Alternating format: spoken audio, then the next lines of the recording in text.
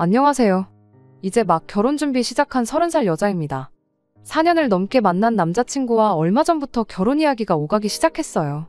남자친구는 저보다 4살 연상으로 아무래도 두 사람 다 결혼 생각을 안 할래야 안 할 수가 없는 나이다 보니 몇 달 전부터 데이트하다가 자연스럽게 결혼 이야기가 오고 가기 시작했습니다. 남자친구와는 취직 후에 사회생활 시작한 지 얼마 되지 않아서 지인들의 소개로 처음 만나게 되었습니다. 조건만 두고 본다 하더라도 모자랄 게 없었고 서로 좋아하는 거라든지 하는 취향적인 부분이 비슷해서 말도 잘 통했어요. 그렇게 빠른 속도로 친해지게 된 저희는 얼마 지나지 않아서 연애를 시작하게 되었습니다. 궁합도 안 본다는 4살 차이라서 그런지 연애하는 동안 남자친구하고는 큰 다툼 없이 잘 만나고 있었습니다. 저에 대한 배려도 좋았지만 저희 가족들한테도 살뜰하게 참 잘하는 사람이었어요. 만나는 기간이 길어지면서 결혼 이야기 나오기 전에 먼저 저는 남자친구를 저희 부모님한테 소개를 시켰었거든요. 아무래도 사람 상대하는 직장을 가져서 그런가 저희 부모님 앞에서도 주눅들지 않고 이야기를 주고받는 남자친구 모습이 참 좋았고 아마 저는 그때부터 결혼에 대해서 긍정적인 생각을 갖게 되었던 것 같습니다. 저희 부모님께서도 은근슬쩍 남자친구를 사윗감으로 점 찍어두기도 하셨어요. 집에서 먼저 부모님이 너 결혼은 언제 할 거냐는 이야기를 꺼냈었는데 그 말에 저는 대답을 제대로 할 수 없었습니다. 사실 남자친구 입에서 결혼 이야기 나오기 전까지 저도 은근히 불안해하고 있었거든요. 왜냐하면 그때까지만 해도 남자친구는 저를 자기 가족들에게 소개시켜주는 자리를 단 한 번도 만들어주지 않았었기 때문이에요. 제가 했던 것과는 다르게 저를 부모님께 도통 소개시켜주고 싶지 않아 하던 남자친구의 모습 때문에 혹시 결혼 생각이 없는 건가 하는 그런 생각을 갖기도 했어요. 그래서 그랬나 남자친구 입에서 우리도 슬슬 결혼을 생각할 나이가 아니겠냐는 말이 나왔을 땐 그게 비록 포만 나는 프로포즈였을지라도 세상 누구보다 기쁘고 행복했던 저였습니다. 남자친구한테 그동안 왜 가족들한테 저를 소개시키지 않은 거냐 물었더니 저 불편할까봐 일부러 배려해준 거라고 하더라고요. 그때는 그냥 그러려니 했어요. 그런데 이제 결혼을 본격적으로 준비하면서 처음으로 남자친구의 가족들을 만나게 되었는데 참 여러 가지 생각이 들어서 고민하다 이렇게 결국 사연까지 적어보내게 되었습니다. 4년이나 만났지만 결혼 앞두고 첫인사를 드리러 갔던 그날에 남자친구의 가족관계에 대해서 처음 알게 되었어요. 남자친구 밑으로 제 또래의 여동생이 한 명 있다는 사실은 이미 알고 있었지만 아버님이 돌아가시고 안 계시다는 사실은 그때서야 처음 알았네요. 자리에는 여동생은 안 나왔고 어머님만 혼자 나오셨어요. 한 번에 인사를 다 했으면 저야 좋았겠지만 뭐 서두를 필요 없다고 생각했습니다. 이제서야 겨우 처음 인사드리는 단계인데 지금 하건 나중에 하건 무슨 상관이겠나 싶었어요. 어머님은 시작부터 당신 결혼했을 때 아버님 때문에 힘들었던 이야기를 꺼내셨어요. 가부장적인 아버님 때문에 집에서 발언권도 없었고 자식들이 어느 정도 크고 난 뒤로는 일을 하던지 취미를 가져보던지 하는 개인적인 시간을 갖고 싶으셨는데 그것 또한 아버님의 반대로 아무것도 하지 못했었다고 하더라고요. 이제서야 아버님 돌아가시고 나서 그간 못했던 여가도 즐기고 여행도 다니고 배워보고 싶었던 것도 배우러 다니고 하고 싶은 거 다 하면서 살고 계신다고 하시더라고요. 어머님 결혼 생활이 얼마나 힘들었는지 제가 알 길은 없었지만 그래도 아버님이 남겨놓은 재산으로 놀러 다니신다니 당장은 나쁠 게 없어 보였습니다. 저희 집은 아직 어머니 아버지 두 분 다 어떻게 될지 모르는 세상의 노후 대책이나 확실하게 해두고 싶으시다며 아직도 경제활동을 하고 계셨거든요. 아무튼 그렇게 첫 인사 자리는 평범하게 끝마치게 되었습니다. 집에 돌아갈 때 저는 당연히 남자친구가 어머님 모시고 같이 들어갈 줄 알았는데 어머님이 먼저 남자친구한테 둘이서 더 나눠야 할 이야기도 많을 테니 이야기 좀 더 나누고 오라며 혼자서 돌아가셨어요. 긴장을 많이 했던 터라 많이 피곤했고 저도 들어가서 쉬고 싶었는데 무슨 이야기를 더 나누라는 건지 싶었어요. 남자친구한테도 그냥 들어가 보겠다 이야기했는데 남자친구가 자기는 아직 할 이야기가 남았다며 저 좀 보자고 잡더라고요. 무슨 이야기를 하려고 저러나 싶었더니 어머니가 가부장적인 아버지 때문에 힘들었다는 이야기를 듣지 않았냐며 결혼하면 앞으로 효도하며 살고 싶다는 이야기를 빙 돌려서 말을 하더라고요. 어려서부터 어머니가 얼마나 고생하면서 사셨는지 두 눈으로 직접 봐왔기 때문에 당연히 그래야 하는 거 아니겠냐며 제 동의부터 구하더라고요. 자식이 부모한테 효도한다는데 그게 싫다고 사연을 적은 건 절대 아니에요. 저도 부모님께 효녀이고 싶고 저희 부모님이 고생하셨던 거 지금도 남들 다 하는 은퇴 못하고 저렇게 일하시고 계신 거 보면 마음이 아픕니다. 결혼을 결정함에 있어서도 남자친구가 제가 하는 것보다 더 저희 부모님한테 싹싹하게 하던 그 모습이 참 좋았던 이유도 한몫을 했었기도 하고요. 저는 효도를 하는데 남자친구는 효도하면 안 된다. 그런 내로남불은 저도 하기 싫어요. 하지만 이어서 나온 남자친구의 한마디가 그 효도라는 게 제 기준으로 봤을 때는 너무한 게 아닌가 싶을 정도로 과하기 때문에 이렇게 사연을 적어보내게 되었던 거예요. 효도하는 거 참 좋은 생각이라고 남자친구 말에 동의를 하자마자 기다렸다는 듯이 결혼 후부터는 용돈을 드리겠다는 선언을 해왔습니다. 처음엔 용돈을 드리자는 말이 조금 거슬리긴 했어요. 당장은 저희가 아무리 벌이가 좋다고 해도 남자친구가 모아놓은 돈 8천에 제가 모아놓은 돈 6천이 전 재산이었거든요. 양가 도움 없이 결혼하기로 결정한 상황이라 대출은 당연히 받아야 하는 상황이었죠. 그러면 앞으로 나갈 대출이자며 혹시 모를 상황이나 이세 계획을 대비해 시작해야 할 저축이며 당장은 한 푼이라도 아끼는 게 수라고 생각했어요. 드리더라도 일단 앞으로의 상황을 보고 여유가 되는 선에서 적당히 드리면 되는 게 맞다는 생각이었는데 이미 다른 거 묻고 따지기도 전에 용돈부터 드리겠다고 선언을 했으니 말이죠. 그런데 더 어이가 없는 건 용돈을 드리겠다던 남자친구가 난데없이 액수는 자기가 벌어오는 월급의 절반이라는 말도 안 되는 소리를 꺼냈다는 겁니다. 남자친구 직장이 알만한 사람들은 이름만 들어도 뭐하는 회사인지 알 정도로 이름난 회사예요. 당연히 월급도 또래에 비해 괜찮은 조건으로 받고 있고요. 저 또한 남자친구가 다니는 회사만큼은 아니지만 적당히 괜찮은 회사 다니고 있습니다. 당장 두 사람 벌이를 합치면 뗄 거 다 떼고 대충 계산만 해봐도 거의 700만 원 후반 정도를 매달 월급으로 벌어온다는 계산이 나옵니다. 그 정도면 그래도 중간 이상은 가는 월 수입이었지요. 남자친구는 둘이 벌어서 800 가까이 버는데 자기 월급 절반에서 200만 원 정도 드리는 게 뭐 어려운 일이겠냐는 거예요. 당장 둘이 합쳐 500만 원만 벌어온다고 해도 중산층 이상은 버는 거나 마찬가지라고 하더라고요. 당장 용돈이라길래 많아봐야 30만 원, 50만 원 정도 드릴 생각이겠거니 했는데 액수를 들었더니 소름이 다 돋을 정도였어요. 매달 200만 원 가까운 용돈이라니 명절 때나 어버이날 때도 100만 원은 드려야겠거니 생각했는데 그 곱절이 되는 돈을 매달 무조건 드리겠다는 소리였으니 제가 그때 그 자리에서 얼마나 황당했는지는 안 봐도 대충 짐작이 가실 거예요. 100번 양보해서 어머님께 그 정도 되는 액수를 드린다면 그건 아마 저희가 결혼 후 한참 지나서 두 사람 사이에 아이가 생기고 회사를 문제로 아이를 봐줄 여건이 안 될 때 그때 저희를 도와서 아이를 케어해 주신다면 그때는 그 정도 충분히 드릴 수 있어요. 그때 가봐서야 알겠지만 그 이상도 드릴 수 있겠죠. 하지만 그 외에는 절대 배보다 배꼽이 더 커서는 안 된다는 생각이었습니다. 게다가 저희가 뭐 속도 위반으로 아이가 생겨서 결혼을 하게 되는 것도 아니고 그렇다고 당장 제가 아이 때문에 커리어를 포기할 생각도 없었거든요. 무엇보다 저희 둘 사이에 결혼 이야기가 진지하게 나오고 있는 상황이고 양가에 서로 얼굴 도장을 찍긴 했지만 저는 당장 그날이 어머님을 처음 뵈었던 날이기도 하고 양가 상견례도 마치지 않은 상황이었거든요. 어머님이 집에 가실 때 둘이서 할 이야기가 많지 않겠냐고 한 게 이 이야기부터 마무리 짓고 오라고 일부러 자리를 피해 주신 건가 싶을 정도로 월급의 절반을 어머님 드리겠다는 소리가 가당치도 않은 소리처럼 들렸고 한편으로는 혹시 나를 만나기 전부터 이미 두 사람 사이의 이야기가 끝나 있던 게 아닌가 하는 의심까지 들었어요. 게다가 어머님이 가부장적인 아버님 때문에 고생하셨던 건 사실일지언정 적어도 지금은 그때 고생한 만큼 돌려받고 계신 상황이잖아요? 아버님이 돌아가시면서 남겨놓으신 유산으로 아파트도 당신 명의로 가지고 계시고 노후 준비도 어느 정도 되어 있고 가끔씩 소일거리 하면서 돈을 벌고 계신다고는 하지만 여가 즐기고 여행 다니고 배우고 싶은 거 배우러 다니신다는데 저희 부모님이 한 푼이라도 더 모아놓겠다고 버스 정류장 한두 군데 거리는 그냥 걸어서 다니시는 거랑 비교해보면 충분히 노후를 즐기고 계신 거 아니겠냐고. 솔직히 매달 용돈까지 드려야 할 필요는 없어 보인다고 말했어요. 노후도 다 되어 있다 하셨는데 용돈이 어디에 필요하신지 모르겠다 따져 물었더니 남자친구가 대답이라고 하는 말이 더 어이가 없었습니다. 자기가 그 돈을 드리면 지금 간간히 하고 계시는 소일거리도 안 나가셔도 되는 거 아니겠냐는 거죠. 말인즉슨 금전적으로 아무런 걱정 없이 살게 해드리는 게 진짜 효도 아니겠냐고 하더라고요. 그런데 그 말을 듣는 순간 4년 연애해온 세월이고 결혼이고 나발이고 그동안 좋았고 설레던 마음마저 한순간에 달아날 정도로 정이 확 떨어지더라고요. 효도하고 싶은 마음은 10분 이해가 되지만 당장 우리 형편도 생각 안 하고 어머님 금전적인 스트레스 받지 말자고 그 스트레스를 대신 떠안자고 하는 소리나 마찬가지였으니까요. 혹시나 싶어서 남자친구한테 한마디 더 물어봤습니다.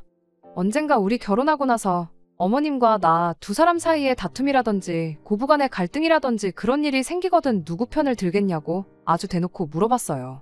빈말로라도 저라고 대답해 줄 거라 생각했는데 단 1초의 고민도 없이 당연히 어머니 편을 드는 게 자식된 도리 아니겠냐 하는 거예요. 그러면서 또 저를 동시에 나무라기를 너는 며느리가 될 사람이 벌써부터 시어머니랑 싸우고 의견 다툼 할 생각을 하는 걸로 모자라 거기에 아들인 나까지 끌어들여서 모자간의 갈등까지 유발시킬 셈이냐고 하더라고요. 며느리라면 어떻게든 시어머니 마음에 들어서 이쁨 받을 생각부터 하는 게 당연한 거 아니겠냐면서 말이죠. 어머니가 앞으로 살아봐야 얼마나 더 살아계시겠냐. 만에 하나 억울하고 부당한 대우를 받는다고 한들 너 혼자만 참고 넘어가면 모두가 좋게 끝날 일이라는 거예요. 어머님 또한 평생을 가부장적인 아버님 때문에 참고 살아오셨으니 응당 저도 똑같이 그래야 한다는 거였죠. 월급의 절반도 절반이지만 앞으로 무조건 참고 살아야 한다.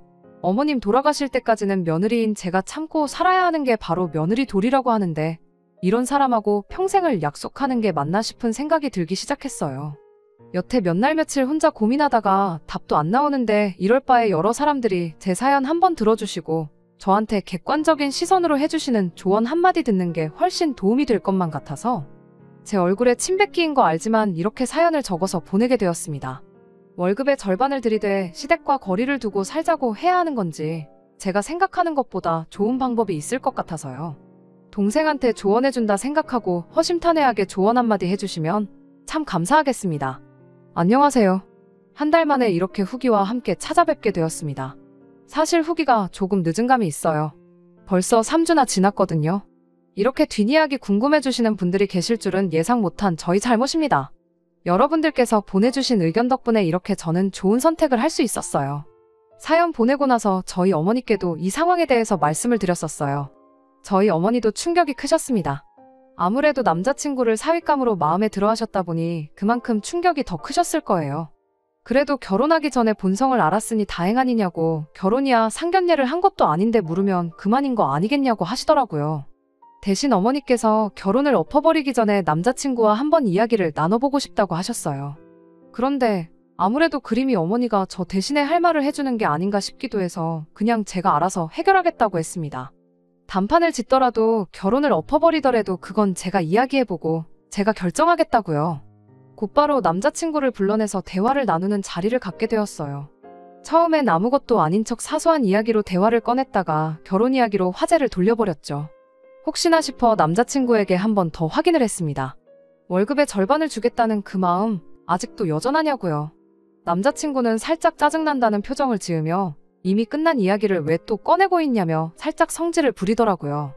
그날은 오빠 혼자 시작해서 혼자 끝냈던 이야기 아니냐. 이젠 내 차례니까 그렇게 알고 있으라 말하고 제 이야기를 시작했습니다.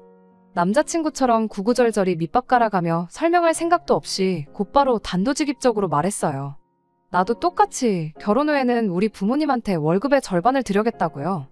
가만 생각해보니 오빠 말이 다 맞다고. 자식이 부모한테 효도하는데 이유가 있겠냐. 나도 오빠 따라 똑같이 부모님께 내 월급의 절반을 드리고 싶다. 그래도 되느냐 물어봤어요. 말이 끝나기 무섭게 남자친구 표정이 굳어가기 시작했습니다. 제가 이렇게 나오리라고는 예상을 전혀 못했다는 표정이었어요. 계산은 빠른 사람이라 서로 월급에서 절반씩 빼버리고 나면 당장 저축은커녕 생활조차 안 될 거라는 걸 눈치챈 것처럼 보였습니다. 당연히 대본에 그렇게는 안 되겠다고 말을 꺼내더라고요. 제가 오빠는 어머님한테 월급의 절반을 드리기로 했으면서 나는 그렇게 하면 안 되는 이유가 뭐냐고 물었더니 당장 안 된다고 말은 했지만 못하게 할 이유가 떠오르지는 않았나 봐요. 스스로 엄청 답답해 하더라고요. 그러다 좋은 생각이라도 난 건지 구구절절 이유랍시고 떠들어대는데 안 되는 이유랍시고 꺼낸 소리가 저희 아버지께서 경제활동을 아직 하고 계시지 않느냐는 소리였어요. 자기는 어머님이 혼자 벌기 때문에 도와드려야 마땅하지만 제 경우에는 저까지 나서는 게 오지랖이라고 하더라고요. 저는 그 순간을 놓치지 않고 남자친구 말을 또다시 잘라버렸어요. 그리고 한마디 더 꺼냈죠. 그러면 우리 아버지가 경제활동을 하지 않게 되면 돈을 드려도 된다는 소리냐고요. 당장 전화드려서 아버지한테 이제 고생 그만하시고 남들처럼 은퇴하시라고 해야겠다 했더니 남자친구가 또다시 쩔쩔매기 시작했습니다. 약이 바짝 오른 것 같아 보여서 거기다 대고 한마디 더 꺼냈어요. 다시 생각해보니 월급의 절반을 드리는 건 불공평한 것 같다고요. 모처럼 남자친구 말에 동의를 해줬더니 남자친구 얼굴에 화색이 돌기 시작했습니다. 그리고 저는 그때를 놓치지 않고 또 한마디를 보탰어요. 오빠네는 어머님 한 분이니까 입이 한 개인데 우리 집은 어머니 아버지 두 분 다 계시니까 입이 두 개 아니냐고. 그러니까 내 월급의 절반이 아니고 3분의 1을 챙겨드리는 게 공평한 거 아니겠냐고 했죠. 절반을 드리겠다는 말에도 저렇게 쩔쩔맸는데 절반보다 훨씬 더 드리겠다고 말을 꺼내니 그때부터는 남자친구 얼굴 꼬라지가 아주 말도 못할 정도였어요. 그때는 입에 모터가 달린 것 마냥 구구절절 설명도 잘하더니 제가 똑같이 하겠다니까 아무 말도 못하는 꼴을 보고 있노라니 아주 속이 후련하고 깨소금 맛이 다 나더라고요. 그리고 나서 남자친구한테 마지막으로 한 가지만 더 물어보겠다 했습니다. 결혼하면 월급의 절반을 드리겠다고 하지 않았냐? 그럼 지금은 어머님한테 용돈으로 얼마를 드리고 있느냐고 물어봤어요. 그랬더니 남자친구가 손사래를 치면서 지금은 드리고 있는 거 한 푼도 없다고 하더라고요. 결혼자금 모으기도 빠듯한 상황인데 무슨 돈을 드리고 있겠냐고. 지금은 아무것도 드리는 게 없으니까 그 부분에 대해선 걱정하지 말라고 쩔쩔매기 시작했습니다. 그리고 저는 계획했던 대로 그 대답을 듣자마자 결혼은 없던 일로 하자고 파혼 선언을 해버렸어요. 제 입에서 결혼은 없던 일로 하자는 이야기가 나왔을 때 두 눈이 휘둥그레진 남자친구 표정이 아주 볼만했습니다. 사실은 남자친구가 그동안 쭉 어머님께 월급의 절반을 드리고 있던 상황이었다면 아마 파혼까지 결정하지는 않았을 거예요. 다만 용돈 액수가 조금 과한 것 같다. 나도 월급의 절반을 드리겠다는 건 홧김에 했던 말이고 드리는 용돈 액수에 대해서는 조정을 한번 해보자고 조금 더 이성적으로 접근을 했었을 겁니다. 그런데 결혼 전에는 땡전 한 푼 드린 적 없던 사람이 결혼하고 나서 그제서야 어머님한테 월급의 절반을 드리겠다고 하는데 누가 그런 사람하고 결혼을 하겠어요? 말이 효도지. 제 귀에는 그냥 자기 월급만 가지고 어머님까지 챙기기엔 부족하지만 결혼하면 벌이가 늘어나니 가능하다고 하는 소리나 마찬가지잖아요. 내 돈으로 생활을 하거나 내 돈으로 효도를 하겠다는 거나 마찬가지인데 뭐 더 길게 따질 것도 없겠다는 생각이 퍼뜩 들었어요. 오빠같이 겉과 속이 다른 사람하고는 결혼하기 싫다. 결혼하고부터 효자 노릇 할 생각하지 말고 내가 결혼 포기할 테니 결혼 전부터 효자 노릇 하라고 한마디 해줬습니다. 남자친구는 제가 생각하는 그런 게 아니라며 사실은 자기가 결혼 전부터 어머님께 월급의 절반을 드리고 있었다고 하더라고요.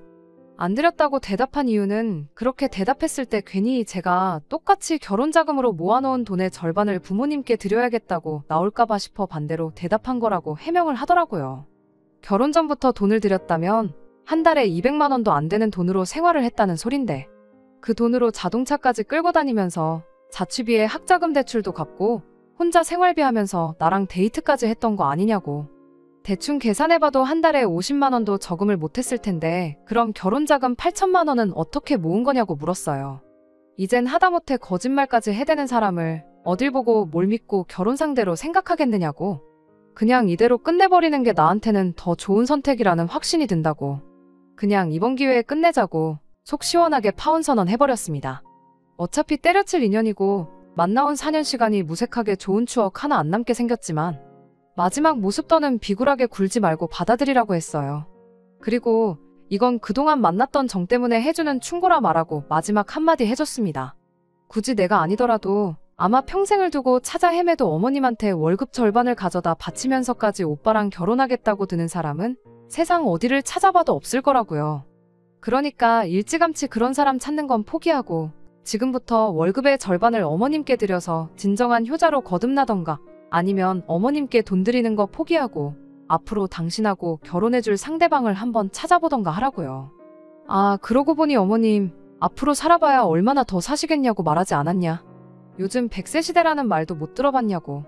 아무리 못해도 30년은 잡아야 할 텐데 30년 동안 남편한테 시어머니 다음 순위 취급받으며 찍소리도 못하고 돈 퍼주는 꼴 보면서 살아야 할 텐데 요즘 세상에 그 꼴 보면서 살아줄 사람 없을 테니 효자 노릇은 지금부터 하는 게 맞겠다는 진심 어린 조언도 해줬습니다. 그리고 남자친구와는 그날 곧바로 쪽냈습니다.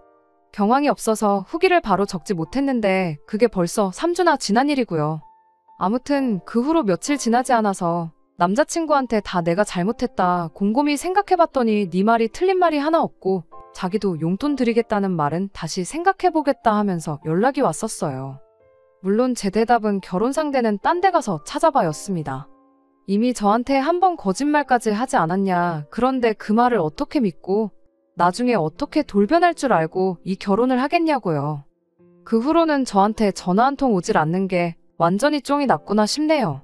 사실 4년이라는 긴 시간을 연애해왔고 결혼 이야기도 자연스럽게 나왔던 만큼 참 많이 좋아했던 사람이에요. 그건 그거대로 가슴이 아프지만 아쉬운 마음은 하나도 들지 않네요. 저희 부모님께서도 잘 결정했다고 말씀해 주셨고요. 제 사연을 읽고 달렸던 댓글 중에 몇 가지 말이 기억에 남네요. 남자들은 결혼하고 나면 효자가 된다는 말, 그리고 남의 집 기둥 뽑아다 결혼하는 거 아니라는 그 말들이 말이에요.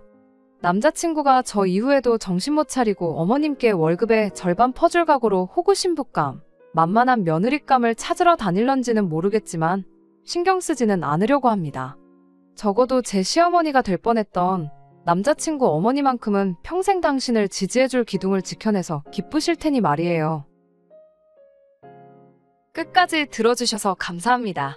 오늘의 사연은 여기까지입니다. 구독과 좋아요, 알람 설정 부탁드리고 더 좋은 사연으로 다시 찾아뵙겠습니다. 감사합니다.